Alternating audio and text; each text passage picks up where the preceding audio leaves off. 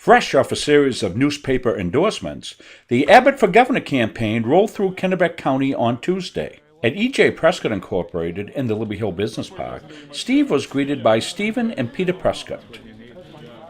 Abbott was joined by State Senator Earl McCormick of West Gardiner on his swing through Kennebec County. My honor to introduce Steve Abbott.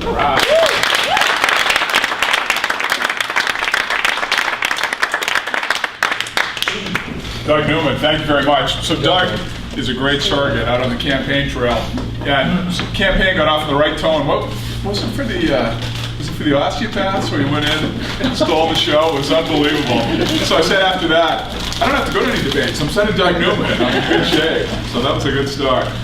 So I also want to say hi to Rob Munzing, who's there behind the camera. So my claim to fame is not any of the work that I've done for Susan Collins or anything that I've done in my life. It was that I was the ball boy when Rob was the quarterback at the University of Maine. So Rob told me that no interception that he threw was his fault. It was only because he had a wet ball. So. Even on dry days. So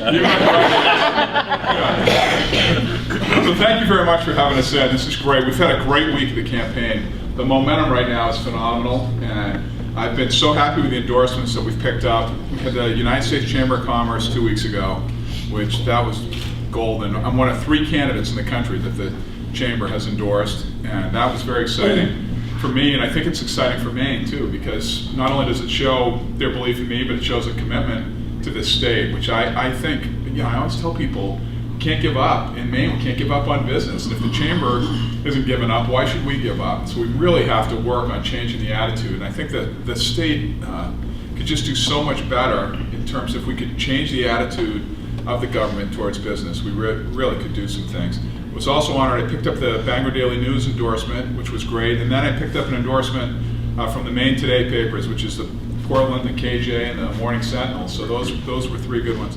The last paper that's out there to endorse is the Portsmouth Herald, which has all those York County papers, and half the Portsmouth Herald goes to Maine's too. That one comes out tomorrow, and it's looking good for the home team on that one too. So if we could pick that and basically sweep everything along 95, so that would be nice. And that's the kind of momentum you need to wrap this race up.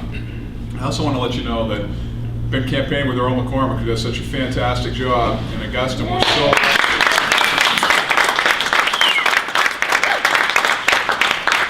thankless job, and really appreciate Earl your service. Really very honored that you're with me, and very pleased that you're running again. So thanks for laying it all on the line for us up there.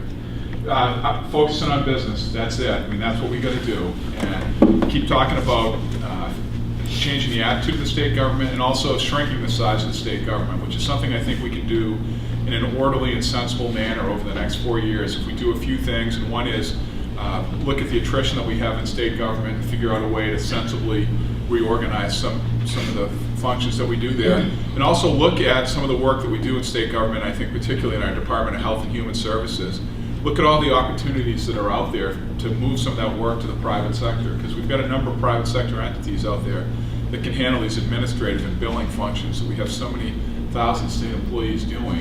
If you do that, you save the state a lot of money, not just in the short term, but you save in the long term, because you're not paying the health insurance, you're not paying those retirement pensions, and I always tell people the shorthand way to think of it, if you can find something in the yellow pages, then the government probably shouldn't be doing it. I think if we had that attitude in state government, it would really be great for this state.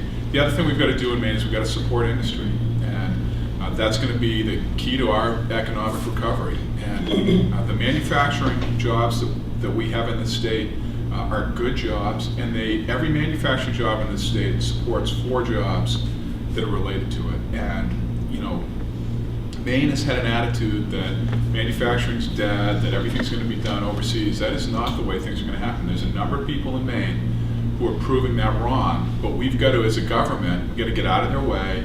We've got to stop putting up roadblocks. We've got to stop treating our businesses like they're cash cows for every social engineering program that we can dream up. We've got to let people compete. And business in this state can compete, but the government's got to recognize that the margins are so small, and that all these little programs that they dream up hurt those margins and make it tougher and tougher to compete in that global environment. So it's not complicated, but you've got to take a longer term view. I mean, you've got to take a longer term view to what we spend money on in the state. We've got to invest in our infrastructure. We've got to invest in our roads. We've got to invest in our broadband. We also have to invest in education. And again, that's a longer term investment. It's nothing that pays off right away, but longer term, that's where you get the return. And I'll tell you, Maine cannot afford to stop making those longer term investments. I also believe in investing in research and development.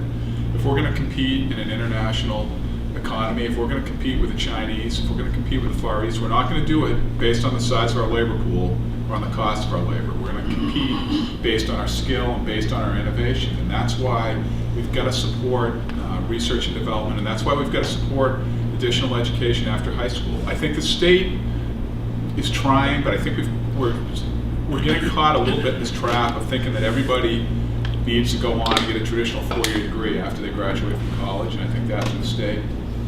What we have to do, we've got to make sure we continue to support our technical education as well, and I think we've got a great community college system that's a gem, and we've got to make sure that that community college system stays focused on educating people in the trades, because those are the jobs that we're going to need in this state over the next decade and the decade after that to really turn this economy around. So those are the things I'm focusing on. I've got to give one last plug to, because Cheryl Timberlake's here, our Sportsman's Alliance board member, which is, I'm a hunter, as you can see.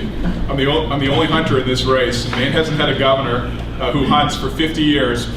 This is the turkey that I got with my dad. I shot one this year, actually, as well. I snuck away from the campaign trail. So, shot this turkey, took it into the Old Town Trading Post to tag it. Guy had the greatest line.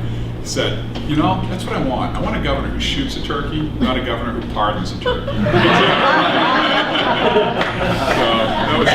Anyways, thank you very much for having us in here today. This was great. It's a great stop for us and fun. We got that bus cranked up. We're all over the state this week, as we have been every other week, but it's going to be a little higher profile now, driving that thing around. So this was a great opportunity for us, and we really appreciate it.